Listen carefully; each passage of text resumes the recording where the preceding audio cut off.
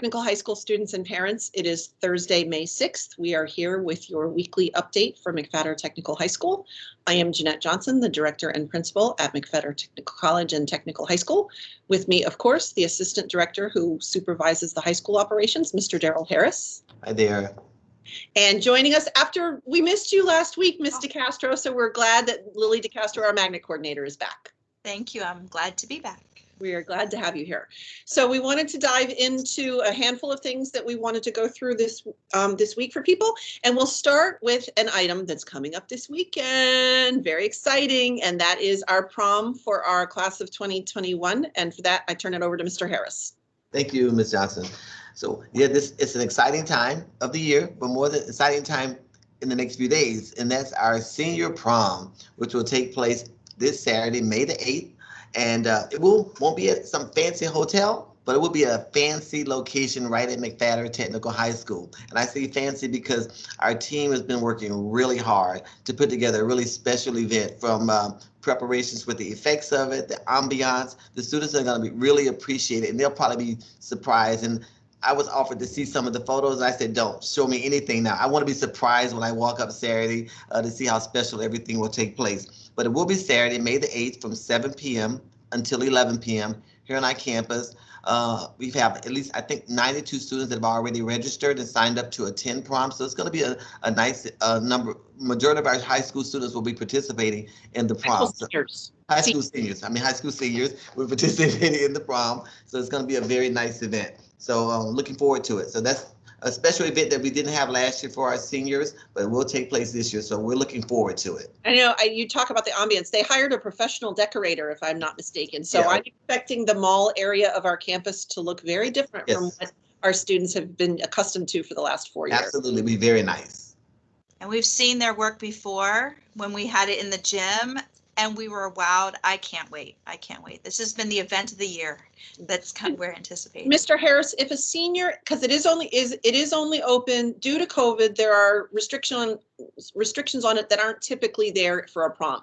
It is only for seniors, and it is only for McFatter seniors. They can't bring guests who go to another high school. If we have a McFatter senior who has not already purchased a ticket, are they still able to? And if so, what do they do? If you're a senior and you haven't purchased a ticket yet, I would reach out to Mr. Amon or Mrs. Ogden ASAP, and I would say no later than probably 12 noon tomorrow. Reach out to them, and there's still time, still space, but remember, we have food that's going to be catered in, prepackaged, so everything has to be done in advance, and so you have until 12 noon tomorrow. Reach out to them if you're still interested in attending.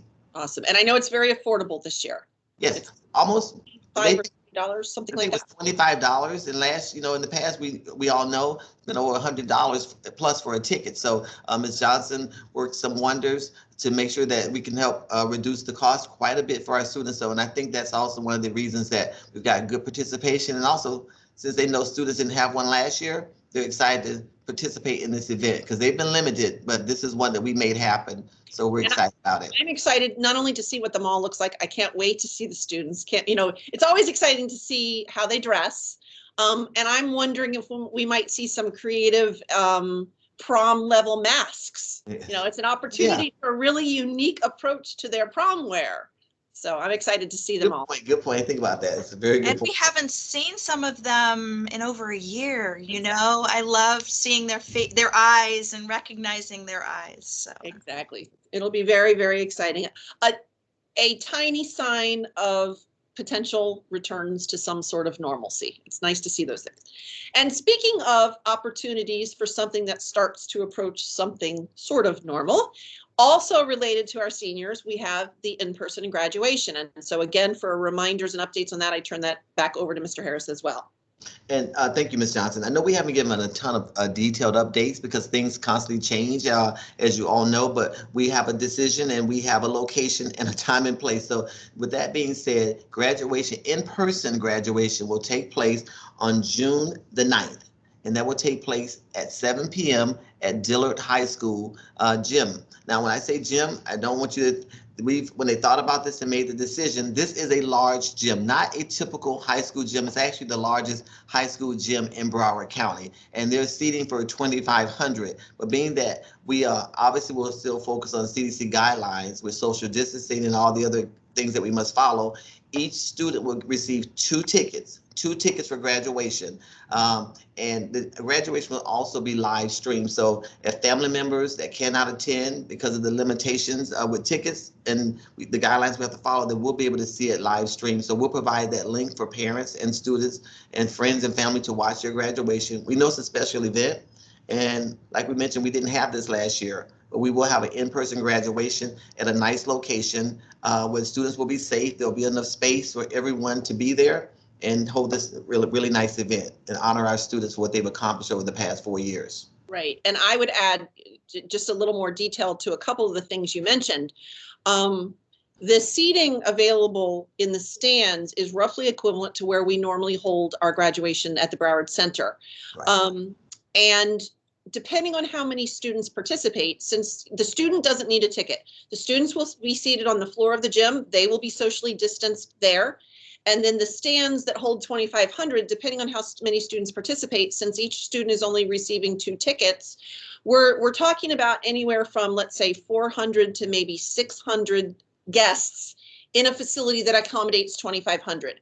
And so the two that come together with from the same student tickets, they'll be seated together in a specific spot, and then they will be 6 feet away from the other pairings of 2. We also want to make sure that both our graduates and their guests know that you must wear a mask and you must leave it on the whole time. We know by now that many of our students, our older students and their families may be vaccinated, but the district policy, since we don't know who's vaccinated and who's not, if you attend this event, you must wear a mask and you must leave it on the entire time, both students and their guests. Yes. But we are excited because we do believe that all the safety protocols are being followed. It will be a very safe event and yet an opportunity again for some in-person celebrations, something that's been sorely lacking for the last 14 months. Thanks for sharing those extra details, Ms. Johnson. Absolutely. We also, of course, have testing going on. Testing. It's that time of year. So with updates from Mr. Castro on where we're at with testing over the next week, I turn it over to you. Testing 1, 2, 3, 4, 24. So this week we were able to host 32 students who took their AP Calculus A, B, and BC test, as well as Computer Science A.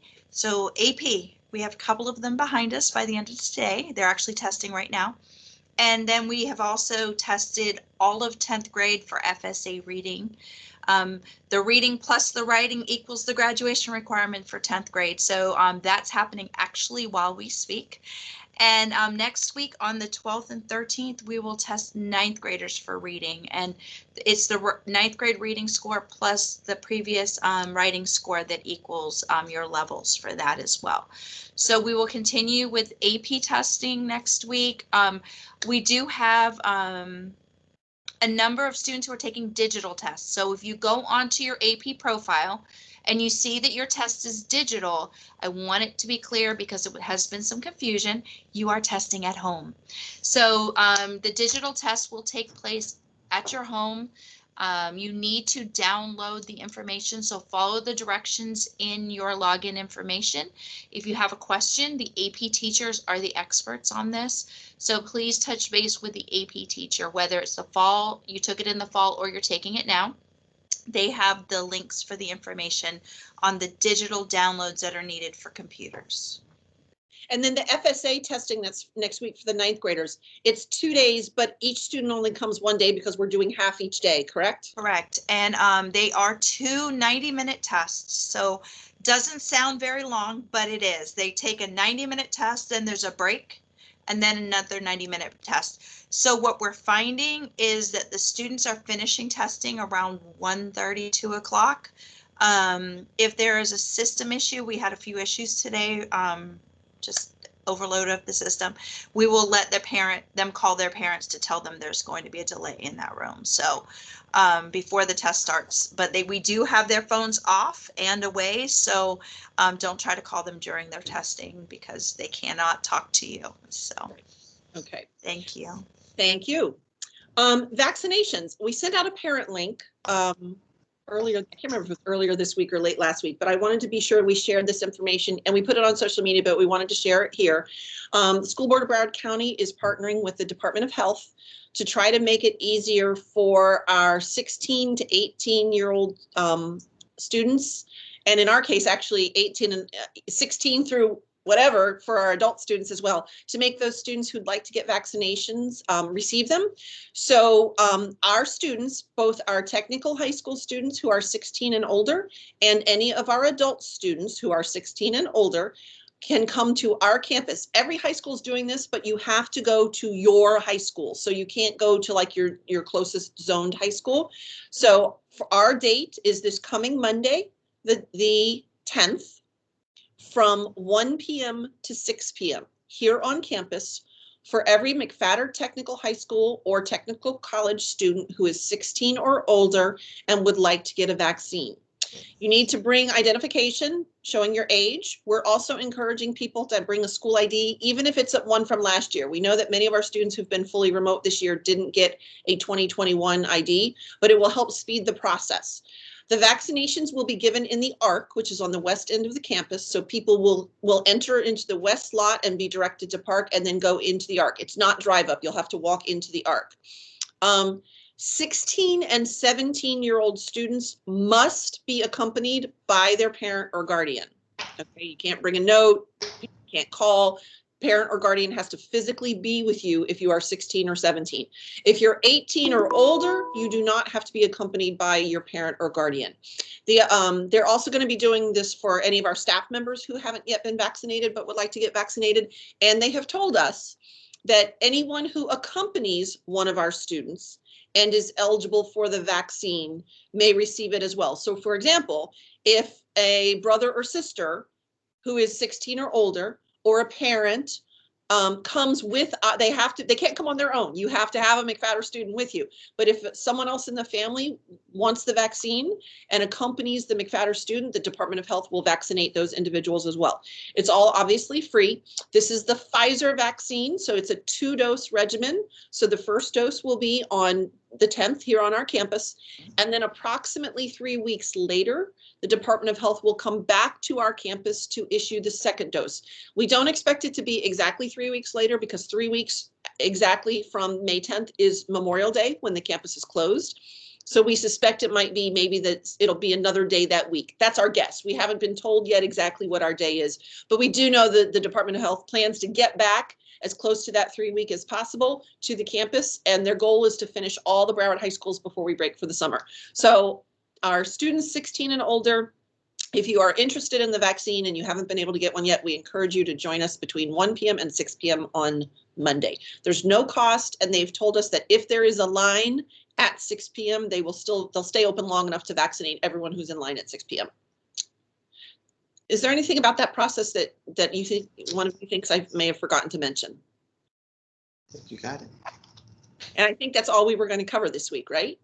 And except for my reminder. Did you have something else too? I just want to say thank you to the parents for our customer service survey.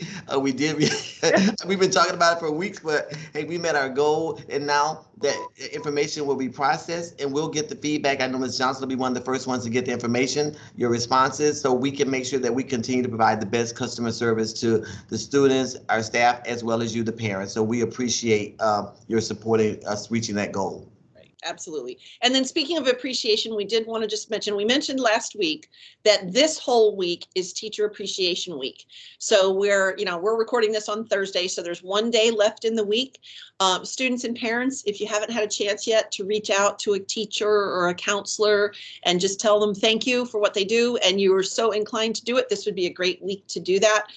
We are honoring them. We provided all of our instructional staff, including our counseling staff, with a goodie bag this week and a luncheon catered, grab and go, catered here on campus for our teachers. We're very grateful for all of them, and we appreciate everything we do, everything they do, and we hope that you will let them know that as well. And that is all we have for this week. So we will be back next Thursday, May 13th, as we creep ever closer to the end of the year. So until next week, we'll see you all then. Take care, you two. Take care. Okay. Thank you.